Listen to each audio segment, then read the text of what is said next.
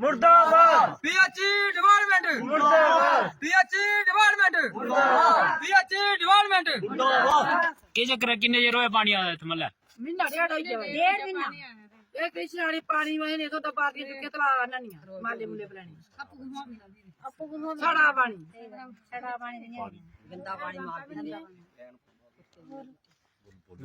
इस दे विच अज कम से कम 1.5 महीना होया पानी आ रहा है। 1.5 महीने विच असें सरपंच मैंबरें भी बेचारे रिपोर्टां दित्तियां, उन्हें जेई डबल तक ऑब्जेक्शन लेते, लेकिन अज तक आखदे जी रोड दी वजह कन्नै साडियां पाइपां पटू दियां न, फलान ओह्दा ढींग ओह्दा अज ही नहीं मारा अस बैंडिंग कराने, चूड़ियां कढ़ाने, 2 आदमी भेजाने, 4 भेजाने। एक दिन मारे बलबीर सिंह फोन किया सरपंच साहब ने, ये सारे सामने की गल है, तो बलबीर सिंह ने क्या आख्या कल ये 2 बंदे लगे दे उत्थे, लेकिन उत्थे जो पता किया तो कोई बंदा नहीं था काम पर। वो बाद सरपंच साहब ने नायब सरपंच साहब ने ऑब्जेक्शन किया, पता किया, बिल्कुल कोई आदमी नहीं था कम्म च।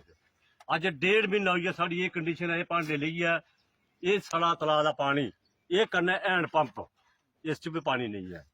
अगर कुछ रिपोर्ट दिने हाँ जी कल आवादा परसों आवादा, वो कल या परसों जो कदू आना वो असें कोई पता लगा अज तक 1.5 महीना का। पीएचई डिपार्टमेंट मुर्दाबाद पीएचई डिपार्टमेंट मुर्दाबाद पीएचई डिपार्टमेंट मुर्दाबाद। मैं नायब सरपंच पुरुषोत्तम सिंह वार्ड नंबर 4 और 1 ये 2 वार्ड ने ਜਿਹੜੀਆਂ 1.5 ਮਹੀਨਾ ਦਾ ਪਾਣੀ ਦਾ ਬੰਦ ਪਿਆ ਹੈ, ਕਿਉਂਕਿ ਉਹ ਵਜ੍ਹਾ ਇਹ ਹੀ ਰੋਡ ਦਾ ਕੰਮ ਲੱਗਿਆ ਪੀਐਮਜੀਐਸਵਾਈ ਦਾ ਸਾਡਾ ਇੱਕ, ਜਿਹਦੇ ਵਿੱਚ ਇਹਨਾਂ ਪੀਐਚਈ ਡਿਪਾਰਟਮੈਂਟ ਨੇ ਉਹਨੇ ਪਾਈਪੇ ਕੀ ਖੋਲਿਆ ਹਾ ਔਰ ਠੇਕੇਦਾਰ ਨੇ ਇਹਦੇ ਕੋਲ ਪਾਈਪਾਂ ਖੁਲਾਈਆਂ ਹਾ ਤੇ ਚਲੋ ਭਾਈ ਬਾਅਦ ਚ ਇਹਨੇ ਕੀ ਜੋੜੀ ਦੇਉਣਗੇ ਜਿਸ ਦਾ ਕੰਮ ਦਾ ਜਿਹੜਾ ਰੋਡ ਦਾ ਕੰਮ ਜਿਹੜਾ ਖਤਮ ਹੋ ਗਿਆ। लेकिन वो आज दिन तक उन्हें कम से कम मेरे हिसाब ਨਾਲ कोई 20 दिन होई है, 15-20 दिन होई है उन्हें बिल्डिंग करी है और जोड़िए टकाई दियां। लेकिन ये पीएचई वाले जेडे भी बंदे साढ़े इत्थे लगे दे न और जेई तक मैं फोन भी किते और सरपंच साहब ने भी फोन किया वे भाई असें पानी की ज़्यादा दिक्कत है, क्योंकि पानी नहीं है इत्थे कुदै भी, और ये सड़ा दा पानी है जेह्ड़ा साढ़े तलाऽ दे विच, इसी मजबूर न कुदै डंगरें गी पलैना दा अवसर मिलेआ असें।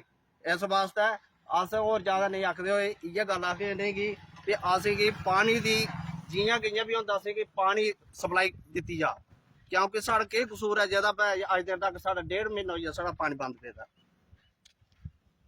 और साढ़ी कोई सुध लेने वाला बंदा कोई नहीं है। अगर ये साढ़ा पानी 1-2 दिन दे विच नहीं आंदा तो अस रोड उपर धरना देगे। जय हिंद जय भारत।